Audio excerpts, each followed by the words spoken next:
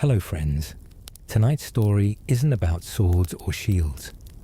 It's not about kings or conquests. It's about something quieter. A sandal brushing dust from a marble step. A question whispered beneath an olive tree. A man standing in a crowded square, asking why. Because in ancient Athens, words were not just wind. They could comfort, they could disturb, and sometimes they could kill. So before you close your eyes, give this story a moment. Let it settle around you like warm stone under sun. If it speaks to you, give it a like. And subscribe if these kinds of stories help you drift. Now, turn down the lights. Imagine cool air rising from white marble. The smell of olives and ash in the breeze. Because tonight, you're not a warrior. You're something more dangerous. You're a philosopher. And you've just woken up to a day that might change the city or destroy you. The sun has just crested the rooftops of Athens. It spills down whitewashed walls and glints off the sea in the distance. The city stirs slowly. Vendors setting up stalls. Slaves drawing water from fountains. The murmur of sandals on stone. But your morning begins differently. You wake not to labor, not to farm or forge, but to walk, to think. You're a philosopher, or at least trying to become one, which means your wealth is not measured in coins, but in questions. You dress simply, no jewelry, no embroidery, just a robe, plain, slightly worn at the hem, and sandals already dusty before you reach the street. You carry a scroll under one arm. Not new. You've written and rewritten on it until the edges curl. You pass temples and statues, each one a god-demanding belief. But you don't worship blindly anymore. You've been asking inconvenient things. What is piety? What is justice? Why do men fight wars for the honor of gods who disagree? You don't shout these questions. You ask them softly, carefully, sometimes to your students, sometimes to strangers. But every question is a risk, because in Athens, everyone believes something, and not everyone wants to think too hard about why. You arrive at the Agora, the heart of the city. Here, politics, trade, gossip, and philosophy swirl together in the open air. You settle near a shaded column. A few young men gather around you. They call you teacher, though you earn nothing from it. You begin with a simple question. What is courage? They answer, with examples, with stories, with confidence. And then you ask, but is courage doing something dangerous? Or doing something right? They hesitate. You press on. If a thief risks his life to steal, is he courageous? Now they shift uncomfortably, because you're not offering answers. You're unmaking certainty, and that, in Athens, is both admired and feared. Just over your shoulder, a pair of older men glance in your direction. They don't interrupt, but they're listening, and not all listening is friendly. You're not a politician. You're not a general. You're something worse. A man who makes others uncertain of what they thought they knew. And in a city that believes in truth, that's a dangerous thing to be. The sun climbs higher, casting sharp shadows between the columns of the Stoa Poikil, the painted porch. Here, men debate law, honor, virtue. Some speak in measured tones, others argue, arms flung wide, cloaks swirling. You stand off to the side, not speaking yet, listening and thinking. A merchant insists that justice is giving each man what he is owed. A statesman counters that justice is whatever keeps the city strong. You ask, but what if the city does something unjust? Does it remain justice because the law says so? The conversation falters. Someone clears his throat. Someone else frowns. You didn't insult anyone. You asked a question. But in Athens, questions carry weight. You walk the perimeter of the agora now, past olive sellers, sandal makers, a young boy leading a goat by twine. No one stares at you, not yet, but you've seen that change before. One day, a passerby calls you wise. The next they whisper, that one corrupts the youth. Because there's a line in Athens. It's invisible, and it moves. But you know when you've crossed it, when your questions stop sounding curious and start sounding dangerous. You sit beside a young man reading aloud from Anaxagoras, a philosopher exiled for suggesting the sun was a fiery rock, not a god. You nod. The young man asks if you believe it too, and you pause. Because belief here isn't private, it's political. To question the gods is to question the city. To doubt the city is to risk being labeled disloyal. And disloyalty in Athens is not tolerated kindly. You've known others who asked too much. One man was shouted down in the assembly for suggesting wealth didn't always mean wisdom. Another was beaten by a crowd for proposing that all men, not just citizens, deserve truth. So you answer carefully. I believe it's worth asking, you say, why the sun behaves as it does. The young man nods. He doesn't press. But now, across the square, someone is watching. You recognize him. A dramatist, sharp-tongued, fond of mocking philosophers in his plays. You've seen your likeness ridiculed on the stage before. Sandals flapping, head in the clouds, corrupting youth with riddles and wine. The crowd laughs, but you feel the sting beneath it. In Athens, you're free to speak, in theory, but speak too often, too well, and too fearlessly. And that freedom phrase, it's afternoon now. The market grows quieter, the heat thick and still between buildings. The crowds thin as shopkeepers retreat into shade, and students drift away to their chores, their duties, their lives. You haven't eaten since morning. A small piece of bread, olives, maybe some goat cheese, if the coin allowed. But hunger is normal. You don't live like the aristocrats. You live with little, by choice, because a philosopher needs room in the belly for the mind to stay sharp. Or so you tell yourself. You sit now in the shadow of a small shrine. Cool stone at your back, the smell of smoke drifting from a nearby brazier. You unroll your scroll, try to write. A thought you've been circling all day. Is virtue something taught or born? You write slowly, carefully. Ink is costly. Mistakes are permanent. Your hand trembles slightly from the heat, from the effort of thought, from the fatigue of holding your tongue in the agora. From somewhere nearby, a voice calls your name. You look up. It's a friend, or someone you once called friend. A fellow thinker, now quieter, more careful. He sits beside you, looks over your scroll, and says nothing for a moment. Then softly, you ask too much. You raise an eyebrow. Isn't that the point? He sighs. It is, but Athens is changing. He doesn't mean the architecture or the weather. He means the mood.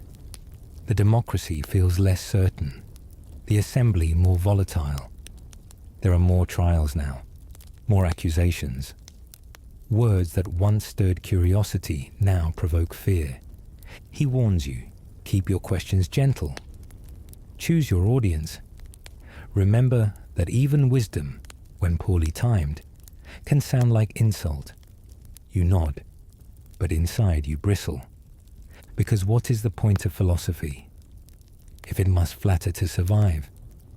You were taught that truth is the highest good, that to seek it, to speak it, no matter the consequence, was noble. But now you wonder, is it still noble if no one wants to hear it? The light shifts, shadows stretch, and across the city, bells begin to chime from a temple. Your friend rises. He touches your shoulder, not in warmth, but in warning. Be careful, he says, and walks away. You sit there, scroll half filled, pen dry. You are not afraid, not yet, but you understand something now. You don't need a sword to threaten power in Athens. You only need a question. Evening drapes itself gently over the city. The marble of the Acropolis turns honey gold, catching the last of the sun. Shadows grow longer, more deliberate.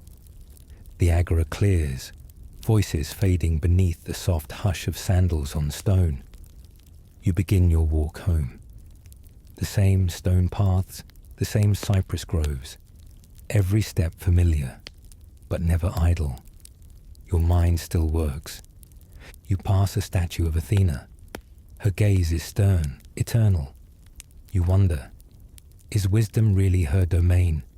Or was she crowned with it because no one dared say otherwise? You pass a boy chasing a goat. Two women at a fountain whispering behind cupped hands. Every scene, a moment, a lesson, a fragment of the question that won't leave you. What is the good? Is it comfort, safety, obedience? Or is it the pursuit of truth no matter where it leads? You reach your doorway. A narrow home with low ceilings and a small oil lamp flickering inside. No grand feasts, no servants, just you and your scrolls and silence. The kind of silence that welcomes thought and sometimes loneliness. You light the lamp, unroll the day's notes. You read them aloud, not for others but for yourself, to hear the shape of your thoughts, to remind yourself that even in solitude, your questions matter. But in the back of your mind, you remember the friend's warning. You remember the looks in the agora. You remember the trial years ago of another man who asked too much. Socrates. They said he corrupted the youth. But all he did was ask the same things you ask now. And they made him drink hemlock. You pour a small cup of wine. Sip slowly. Outside the city quiets. The stars begin to appear. And Athens becomes still. You could stop tonight. You could write less, speak less, think less. You could be safer.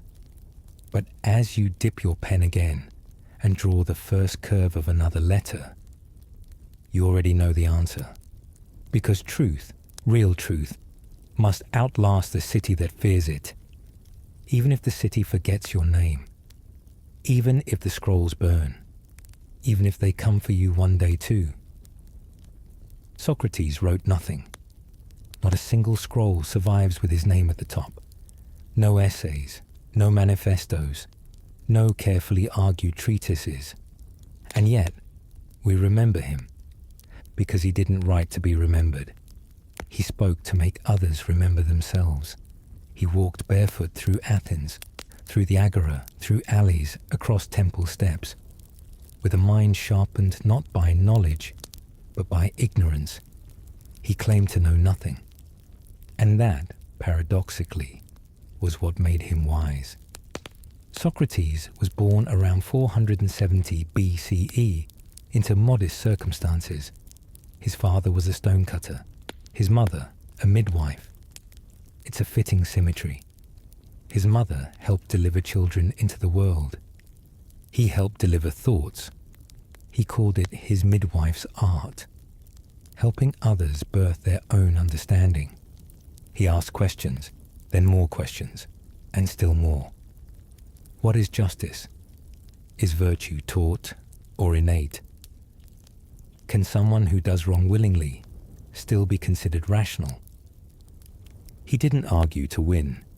He argued to reveal, to show gently and sometimes annoyingly that those who claimed to know often didn't. That certainty was often a disguise for confusion. He gathered students, followers, admirers, but also enemies, because not everyone appreciated being unmasked in public, especially when that public included future rulers, judges, and poets. To be bested by Socrates was not a personal insult. It was a public embarrassment, and Athens, proud, democratic, fiercely competitive, did not forgive embarrassment lightly. Still, Socrates wondered. Still, he questioned. He once said that the unexamined life was not worth living. But in Athens, an examined life came at a price. He could have stayed quiet. He could have taught discreetly, chosen safer questions, flattered the right men. But Socrates had no interest in safety. He sought truth, and if that truth exposed the city's flaws, so be it. He became both legend and irritant, and over time, the city he loved, the city he never left, even during war, began to turn against him, because he was too persuasive, too persistent, too unwilling to pretend, and in a democracy sliding toward fear. A man like that could not be tolerated forever. To understand why Socrates was put on trial, you must understand what Athens had become. By 399 BCE, the city was scarred. The Peloponnesian War had ended a few years earlier, not in glory, but in ruin. Athens had lost to Sparta. Its empire was gone, its navy shattered, its confidence shaken. The proud, shining democracy of Pericles had become something quieter and more afraid. They had tried oligarchy, then restored democracy, then watched it wobble under the weight of uncertainty. The old gods no longer answered clearly. The heroes of the past felt like shadows, and the streets, once filled with debate and drama, now echoed with suspicion. Athens needed to feel strong again. And when a society longs for strength, it starts to look for weakness, for causes, for scapegoats. Philosophers, with their riddles and provocations, made easy targets. Socrates had no school, no written doctrine, no temple. Just a group of young men who followed him, listened to him, mimicked his speech and style, and sometimes misused it.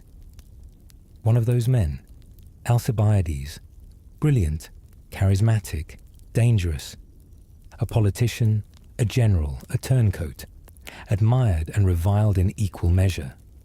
He had once been close to Socrates, and when Alcibiades betrayed Athens during the war, some whispered, who taught him to question loyalty? Another of Socrates' students, Critias, a leader of the 30 tyrants, a brutal oligarchic regime imposed on Athens by Sparta after the war. He too had once listened to Socrates, and again the whispers came. Was Socrates corrupting the minds of the next generation? It didn't matter that Socrates never endorsed their actions. It didn't matter that he questioned them too. What mattered was the perception. In a wounded city, subtlety dies quickly, and so in 399 BCE, formal charges were brought. Impiety, corrupting the youth, not believing in the gods of the city. 3 accusations, each vague enough to be interpreted broadly, each dangerous in their ambiguity, and together deadly. Socrates was summoned. He could have fled. Many expected he would, but he didn't. He stood before the city that raised him, the same city now seeking to silence him, and said, I am not ashamed of my philosophy. It was not a defense, it was a defiance. The court was no grand temple, just a space, an audience, and a jury of 500 Athenian citizens. It was democracy in action, messy, public, dangerous. Socrates stood alone. No lawyers, no scripts. Just a man and his words. And true to form, he did not plead. He didn't flatter the jury. Didn't beg for mercy. Didn't claim misunderstanding. Instead, he did what he always did. He asked questions. He questioned his accusers, their logic, their motives. Meletus, the young man who formerly brought the charges, was visibly flustered during Socrates' cross-examination. Socrates asked, "Do I believe in no gods, or do I believe in false gods? You must choose one." Meletus tried to say both, and Socrates calmly exposed the contradiction. But this wasn't a battle of reason. It was a trial of feeling. Athens was on edge, and Socrates did not help himself. He spoke of his divine inner voice, a guiding force that warned him when he was about to act wrongly. He admitted to standing apart, to not engaging in politics, to focusing on the soul rather than the state. He said, "I am like a gadfly, stinging the great horse of Athens to keep it awake." He even claimed that he was a gift from the gods, sent to question the city, to help it grow wiser. To many in the audience, it sounded arrogant. To others, dangerous. Because what if the gadfly couldn't be swatted? What if this man, who corrupted no one, who started no violence, was simply too persuasive? Athens had executed men for less, and Socrates didn't seem to care. He refused to beg, refused to present his weeping children for sympathy, as was common. He stood in his robe, barefoot, calm. He believed the truth would be enough. But Athens was tired of truth. They wanted order, stability, closure. And so when the votes were cast, the jury found him guilty by a narrow margin. After the guilty verdict, Athenian law allowed for something unusual. Both the prosecution and the defendant would propose a sentence. Then the jury would choose. Meletus, the accuser, proposed death. Socrates had a chance to save himself. He could have suggested exile, or a fine, or silence. Instead, he suggested this, that the city should reward him, that he should be given free meals at the Prytaneum, the hall where Athens honored its heroes and Olympic victors. It was a challenge, not bitter, not sarcastic, but absolutely sincere, because Socrates believed he had served Athens, not harmed it. He had questioned the powerful, awakened the young, held up a mirror, and dared the city to look at itself. So he offered them a choice, to admit they feared not a criminal, but a questioner. The jury didn't like the choice. They voted again, and this time, by a larger margin, they chose death, execution by hemlock, a slow, cold poison. Socrates could still have escaped. His friends like Crito begged him to flee. They had a plan, bribes arranged, a boat waiting. But Socrates refused. He said, "To flee would be to break the laws I have lived by. I will not do what I have taught others not to do." And he said something else. The soul is more important than the body. To fear death more than wrongdoing is to misunderstand what it means to live well. He would not run. He would not bargain. He would die, as he had lived, by principle. And quietly the city prepared. The hemlock was mixed, the prison darkened, and Socrates waited, not with fear, but with the calm of a man who had nothing left to prove, only the truth to hold on to. The prison was quiet, no chains, no cries, just a small room, a low bench, and Socrates surrounded by his students. Among them, Crito, Apollodorus, Phaedo. Plato was not there, but he would write down what he heard, what he imagined, so that the memory would endure. Socrates greeted them with calm. No grief, no regret. He spoke of the soul. He said it was not the body that mattered, not the name, not even the city. What mattered was whether the soul had been true.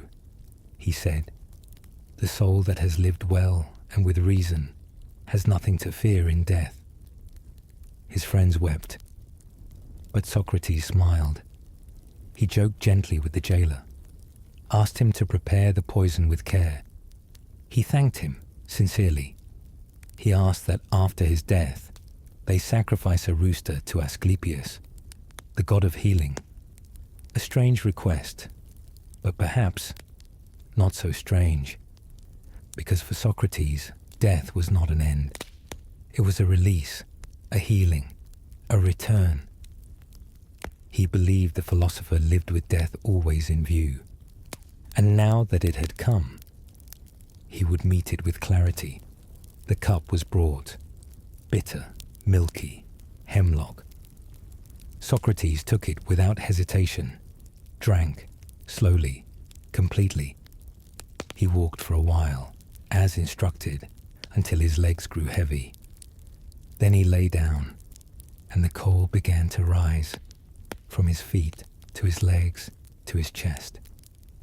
He spoke softly until the end, calm, clear, still asking questions. And then he was silent. His students wept, not because he was gone, but because the city had chosen silence over thought, and because the last, best question in Athens had been answered with poison. After Socrates died, there was no parade, no monument, no mourning by the city. He was gone, quietly, legally, and Athens moved on, for a time, but whispers remained. His students didn't forget. Plato, in particular, would carry the weight of that death for the rest of his life. And in his writing, Socrates lived on. Through dialogues, through arguments, through questions. Plato gave him a voice, one that would echo louder than Athens could have imagined. But back then, in the days following the trial, there was unease, because something had shifted. Athens had killed a man for thinking, and not everyone felt right about that. Some citizens began to speak quietly of shame, of discomfort. A few years later, Athens would ban the public teaching of certain philosophies. Then, reverse that. Then, centuries later, raise statues to Socrates himself. But in his lifetime, there were no honors, just a cell, a cup, and silence. The democracy that had once prided itself on open thought had chosen fear, and fear, once it takes root, spreads. Even those who once mocked Socrates began to reconsider. The playwright Aristophanes, who had satirized Socrates decades earlier in The Clouds, reportedly expressed regret. He hadn't meant to destroy the man, but Athens had been looking for someone to blame. And Socrates, with his questions, his barefoot strolls, his refusal to flatter, had made it too easy. The city would never quite be the same, because when a society kills its conscience, it doesn't recover easily. Plato was young when Socrates died. A student, yes, but also a witness to the power of a question, to the cost of asking it. He never forgot that trial, or that cup of poison, or the stillness that followed. And so he did what his teacher never did. He wrote. He turned Socrates into a voice, a character, a presence that could not be silenced. In dialogue after dialogue, Plato brought Socrates back, alive, sharp, playful, relentless. And through that voice, Plato questioned everything: the nature of justice, the meaning of the soul, the ideal city, the limits of democracy. He founded the academy, a school, a sanctuary, a space where thought could stretch itself without fear. He taught that the world of appearances was not enough, that beneath the shifting truths of daily life, there were forms, ideas, constants. And Socrates, the man who once walked barefoot through Athens, became more than a memory. He became a symbol, not of perfection, not of knowledge, but of pursuit, of the willingness to stand in the marketplace, look a proud man in the eye, and ask, "Are you sure?" Plato wrote that the unexamined life was not worth living, echoing his teacher. But he also knew the examined life could be lonely and dangerous, but worth it. He made Socrates eternal, so that future cities would think twice before silencing their own questions, and so that every student, every reader, every thinker would remember what it cost to ask the hardest questions in the place that once claimed to welcome them. Centuries have passed. Athens fell, rose, changed. Empires came, empires went. The temples crumbled, the statues wore down. The names of kings and generals faded from stone. But Socrates remained, not as a relic, not as a saint, but as a question still being asked. He never commanded an army, never ruled a state, never wrote a line. And yet, he became immortal because he made others think, and because he showed that the pursuit of truth, real truth, carries risk. In his death, he proved something larger than argument. He proved that a philosopher's courage wasn't in speaking loudly, but in refusing to lie. He stood calmly before the city that raised him, and chose principle over comfort, conviction over compromise. He showed that a man could be defeated and still win, that a death, if lived honestly, could echo longer than a life spent in fear. Even now, his name is spoken in classrooms. His questions linger in debates.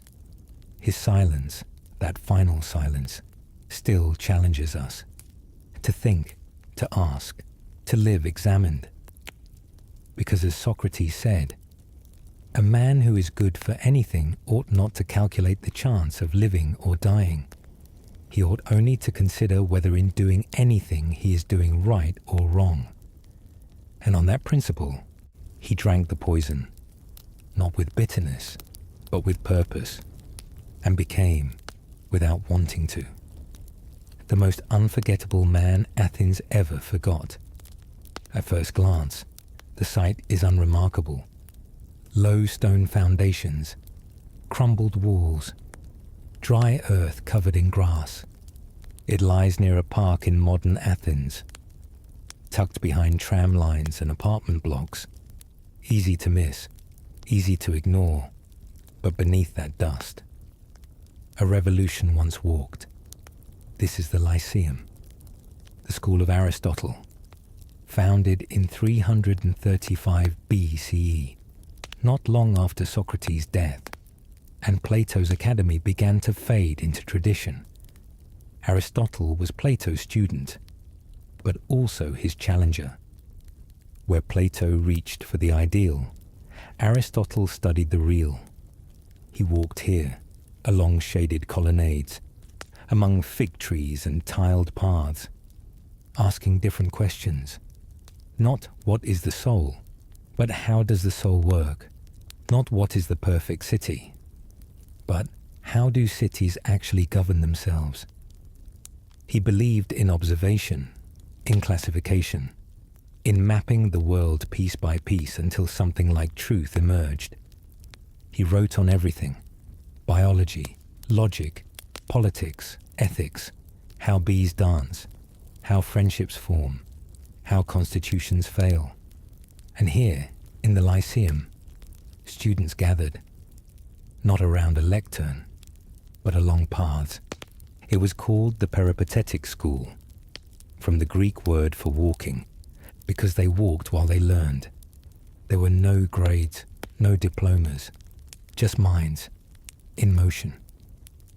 When archaeologists uncovered this place in the late 1990s, they didn't find gold or weapons. They found footprints, in layout, in design, in silence, stone benches, drainage channels, a rectangular hall with a faint trace of red pigment still clinging to its plaster, and shards of pottery, of writing tablets, of thought. Nothing dramatic, nothing polished, but together they whispered. Something happened here.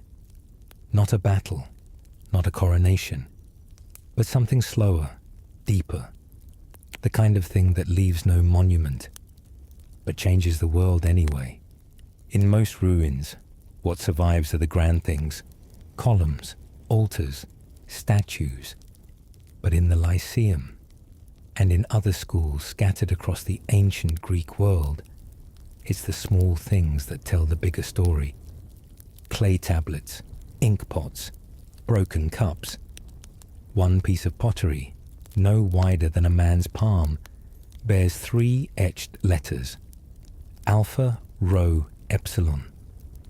It might have once read arete, the Greek word for virtue, or perhaps the name of a student, or the first syllables of a lost sentence.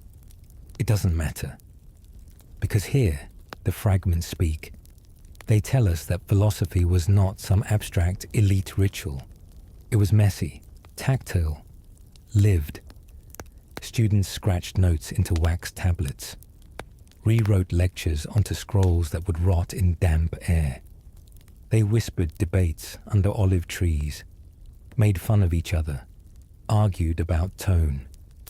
And yes, they left graffiti. At the Academy, Plato's school, just northwest of Athens, one wall bears a faint scrawl. Socrates is clever, but slow. Another reads, simply, ideas don't feed goats. Sharp, ironic, slightly bitter. Even in these sacred spaces, the skepticism didn't die. Because that's what Athens taught them, that no idea is above question. Not even the ones carved in stone. In one dig near the ruins of a philosophical garden, archaeologists found a cup. Ordinary clay, cracked lip, etched into the side, in unsteady hand. Ask, always ask. It wasn't a quote from Plato or Aristotle. It wasn't meant for an audience, just a man writing a reminder to himself. Ask, always ask. And from the dust, he still is. Not far from the bustle of central Athens, along the winding paths where fig trees still grow, stood another school. Not a grand structure, not a temple, just a garden.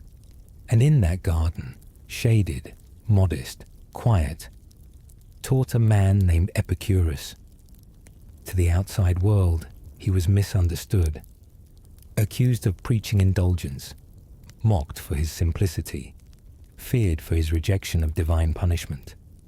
But in truth, Epicurus sought peace, not luxury, not pleasure in excess, just peace. He taught that the good life required 3 things: friendship, freedom, a thoughtful life. He believed that most of our suffering came from fear, of death, of gods, of the unknown.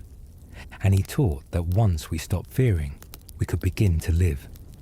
No feasts, no rituals, just honest talk under trees, simple meals, and gentle laughter.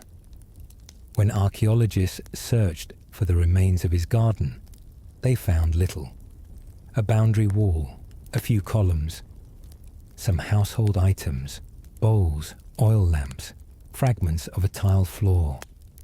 But the real clues came not from the ruins, but from the echo in other places. In Roman villas centuries later, inscriptions appeared. Live unnoticed. Death is nothing to us. It is not what we have, but what we enjoy that makes us rich. Traces of Epicurus, carried far beyond Athens. No fanfare, no dogma. Just a way of life that asked, what do we really need? And more daringly, what can we do without? In a city of orators and generals, he chose stillness, and somehow, through silence and softness, his questions outlasted the walls of his garden. There was another place, not hidden, not walled off, but right in the open, in the heart of Athens, the Stoa Pokele, the painted porch, a colonnade at the edge of the agora, its walls covered in murals, scenes of battle, of civic triumph, of the myths that held the city together. And here, in the shadows of those images, stood Zeno of Citium. He didn't build a school with bricks. He built one with presence. He taught, standing, walking, to anyone who would listen. Merchants, soldiers, bakers, even slaves. He believed that philosophy didn't belong to elites. It belonged to life. His ideas became Stoicism, a word still spoken today, though often misunderstood. To the Stoics, virtue was the only true good. Everything else, wealth, status, even health, was secondary. What mattered was living in accordance with nature, with reason, with one's own integrity. In other words, you couldn't control what happened to you, but you could control how you responded. Fragments of Stoic thought have been found in unlikely places, etched into a soldier's shield, scrawled into the walls of Roman barracks centuries later. Pain is real, suffering is optional. If it is endurable, endure it. If not, do not. One broken shard of pottery near the agora bears a simple mark. Control what you can. Zeno never wrote many books. He didn't live lavishly. He died poor and proud. Because to him, philosophy was not an escape. It was armor, not to keep pain out, but to keep meaning in. The Stoa Poikile no longer stands. Its columns gone, its paintings lost. But the shadow of that porch still stretches. And beneath it, even now, you might find someone asking, what is within my control and what isn't? Athens has burned many times, by invaders, by accident, by history itself. Libraries lost, scrolls turned to ash, ideas swallowed by smoke. And yet, fragments remain. Not whole philosophies, just pieces. A sentence here, a question there, copied, translated, scribbled in margins. A single line from Heraclitus, a pre-Socratic thinker, appears carved on a wall in Delphi. No man ever steps in the same river twice. Another fragment found on a bit of papyrus in Egypt. The cosmos is fire, ever living. These were not teachings in the formal sense. They were sparks from minds trying to light the dark. Even when everything else was lost, names, schools, languages, the questions somehow lingered. On a wall in Pompeii, buried by volcanic ash in 79 CE, someone etched, "Nothing endures except change." It's attributed to Heraclitus, but no one knows who wrote it there. Maybe a merchant, maybe a soldier, maybe someone who never studied philosophy formally, but remembered something that stayed. The beauty of these fragments isn't in their clarity, it's in their survival. They tell us that even when buildings fall, questions endure. Even when schools close, curiosity waits. And even when silence tries to take over, someone somewhere keeps asking, why? It doesn't take a library to preserve wisdom. Sometimes it only takes a wall, or a scrap, or a person like you, listening now. Philosophy in ancient Athens was never quiet. It was public, messy, sometimes loud. In the agora, you might hear three schools arguing at once.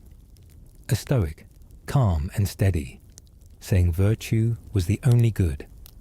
An Epicurean nearby, arguing that pleasure, in moderation, was the true path. And a skeptic, shrugging. Skeptics believed that certainty was dangerous, that we should suspend judgment, that no philosophy could fully explain the world. They weren't nihilists, they weren't lazy thinkers, they were cautious ones. And their presence reminded everyone else, even the most confident teacher, that no truth should go untested. This tension, this swirl of disagreement, wasn't a flaw in Athenian philosophy. It was the point. Learning didn't mean memorizing doctrines. It meant wrestling. Even Plato's students sometimes disagreed with Plato. Aristotle revised ideas he once accepted. Zeno's followers debated each other fiercely. There were no saints in philosophy, just men, asking better and better questions. Even now, in recovered lecture notes and marginalia, you can trace these debates. One wax tablet from the Hellenistic period reads, "Is it worse to do injustice or to suffer it?" A line scribbled beside it says, "If you fear being wrong more than being harmed, then you love wisdom." There are no final answers in these ruins, only voices, some bold, some uncertain, all trying. And in that trying, in that tension, something vital lived. The schools may be gone, the benches weathered, the voices quieted, but the debate never stopped. It just moved, from shaded porches and garden paths, to pages, to screens, to minds still open. When we picture ancient philosophers, we often imagine robes and sandals, scrolls and stony expressions, but their tools were humbler. Styluses, wax tablets, bits of charcoal, simple cups for oil and ink, and above all, time. Time to walk, to sit, to think, slowly. A fragment of an oil lamp found near the Lyceum bears a barely visible inscription. For long nights. Perhaps it belonged to a student, or a teacher, someone who lit their way through thought, one flicker at a time. Nearby, in a collapsed structure believed to be a lecture room, archaeologists uncovered fragments of terracotta styluses, blunt at one end, sharpened at the other, some smooth from years of use, others snapped, in frustration, by accident. We'll never know, but they tell a story, not of fame, not of grand pronouncements, but of effort, of minds wrestling with ideas in the dark, of young thinkers trying to make sense of a world that didn't offer easy answers, and occasionally of failure. Because not every student became a Plato, not every teacher became a name. Most were just people, seeking meaning, trying to live well, leaving behind only traces, a broken pen, a worn stone seat, a line half written in fading ink, "Know thyself." That phrase, once etched at the temple of Apollo, became the foundation of philosophy. And now, it echoes quietly from the dirt beneath Athens, because knowing yourself doesn't require a scroll, just a question, and the patience to ask it more than once. The schools are gone now, the academy, the Lyceum, the painted porch, all reduced to stone outlines and signs for tourists. But Athens still thinks. You can feel it in the breeze that moves between the ruins, in the rhythm of sandals on the same old stones, in the questions that hang in the air, just as they did 2,000 years ago. Because something strange happened in this city. Something subtle. They didn't just build temples, they built a culture of questioning. Not just what is, but what ought to be.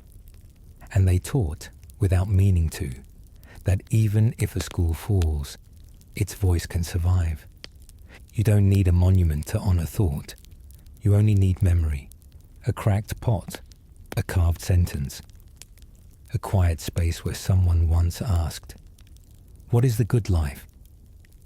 And even now, buried under markets and apartments, the ground of Athens hums with those voices, some brilliant, some foolish, some forgotten, but all trying to understand the world, trying to understand themselves, trying and failing, and trying again, and maybe that's what philosophy really is.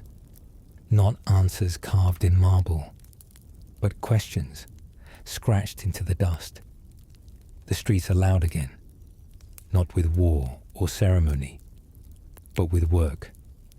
Metal strikes metal, goats bleat, vendors shout over amphorae. A slave drags a cart across uneven stones, wheels creaking. A woman yells at a boy to fetch water before the sun rises too high. And inside a modest home, whitewashed walls, clay floors, a man wipes sweat from his brow. He's not poor, not wealthy, somewhere in the middle. A merchant, perhaps, or a potter. He has 2 children, a wife who manages the house, and a shelf with 3 scrolls, one of them never read. He's heard of Socrates. He even saw him once, in the Agora, questioning a young aristocrat about the meaning of justice. He laughed then, not cruelly, but out of disbelief, because justice, to him, is simple. Don't steal, don't cheat, pay your debts. He doesn't have time for riddles. He doesn't have time for what is the soul, or is courage knowing fear or defying it. He knows fear every week, when the grain prices rise, when illness visits, when the roof leaks. He respects the philosophers, sometimes. He admires their clarity, their certainty, but he also knows they live in a different world, a world where time can be spent asking questions. His world runs on answers. What will we eat? Who will buy today? How will we pay for the girl's wedding? He once invited a philosopher to dinner, a friend of a friend. The man arrived barefoot, ate little, and asked whether joy could be measured. The merchant smiled politely. But afterward, as he washed the dishes with his wife, he muttered, "Joy is when you eat something warm and no one interrupts you. No debate, no thesis, just life." And yet, later that night, he found himself wondering, am I happy? He shook the thought off, because even asking that felt like a luxury. He blew out the lamp, and tomorrow there would be more to do. It's evening now. The merchant's home is warm with the scent of roasted onions and wine. The lamps flicker, plates clatter. Laughter rises into the night. There are guests, 2 neighbors, a visiting cousin from Corinth, and one younger man who wears a philosopher's robe. He was invited for amusement, to add a bit of Athens to the evening. They've been talking about Sparta, about taxes, about the latest public speaker who fumbled his words at the assembly. The conversation is light, until it isn't. The philosopher, quiet until now, takes a sip of watered wine and says, "If none of this makes you happy, why keep doing it? It's not hostile. It's not even particularly loud." But the room still changes. The laughter stalls. A woman sets her cup down more slowly. The merchant, generous, tired, kind, raises an eyebrow. Because it must be done, he says.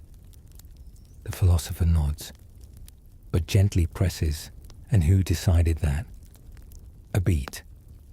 Who taught you what must be done and what can be questioned? Someone coughs.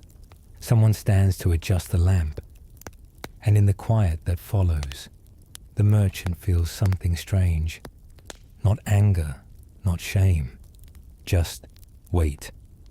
Because in that moment, he sees his life, the shop, the debts, the repetition, not as truth, but as habit.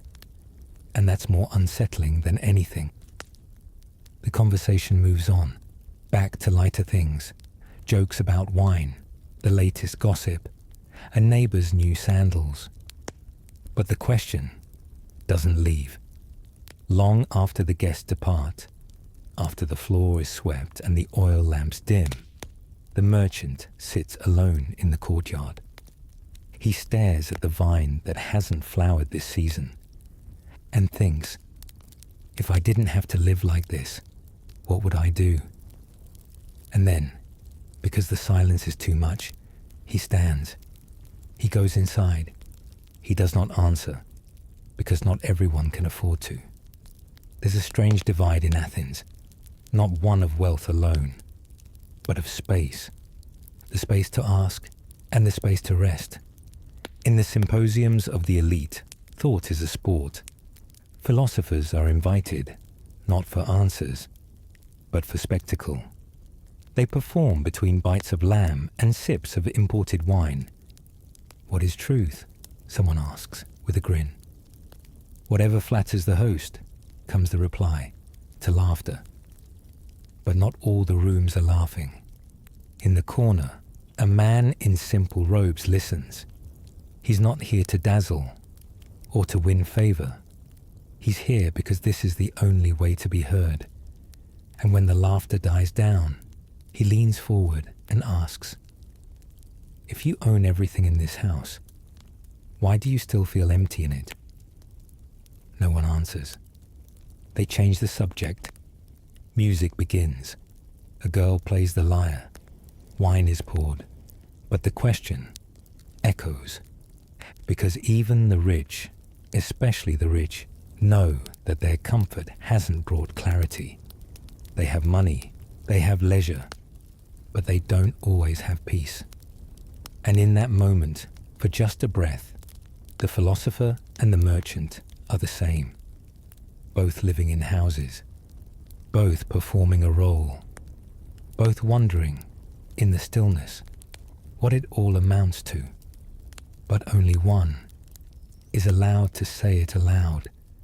And so the wall remains, between thought and necessity, between questioning and getting by, between philosophy and survival. And in the end, perhaps that is why the philosophers mattered so much. Not because they always found answers, but because they asked the questions. That others were too tired or too burdened to ask. So now the night deepens.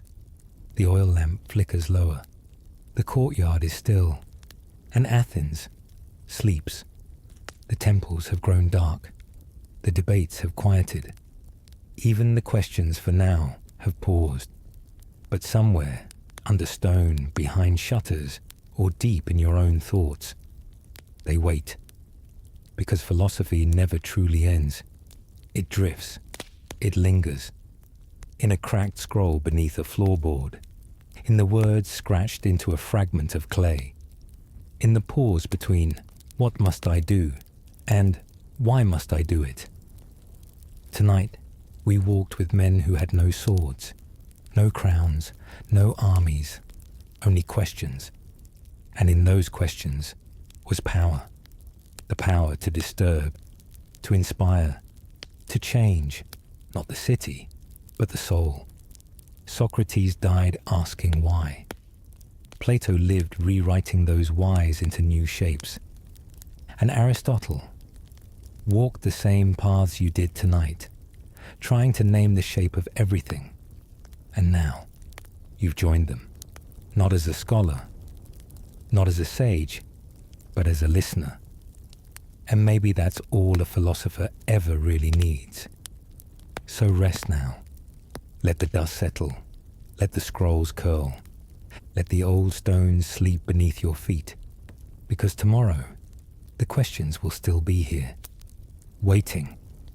And that, in its own way, is a kind of peace.